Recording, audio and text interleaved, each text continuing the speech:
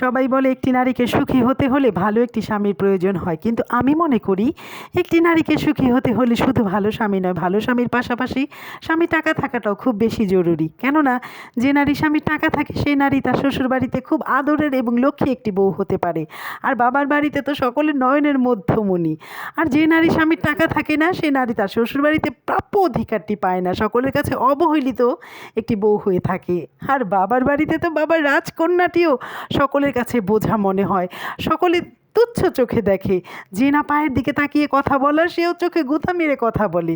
তাই একটি নারীকে সুখী হতে হলে শুধু ভালো স্বামী নয়, ভালো স্বামীর পাশাপাশি স্বামীর টাকা থাকাটা বেশি প্রয়োজন। কেননা টাকা একটি এমন জিনিস যে কাছ থেকে কাছের মানুষগুলোর পরিবর্তন ধরিয়ে দেয়, কাছ থেকে কাছের মানুষগুলোর পরিবর্তন ধরিয়ে দেয়। তাই একটি নারীর ভালো স্বামীর পাশাপাশি স্বামীর টাকা থাকা খুব বেশি প্রয়োজন।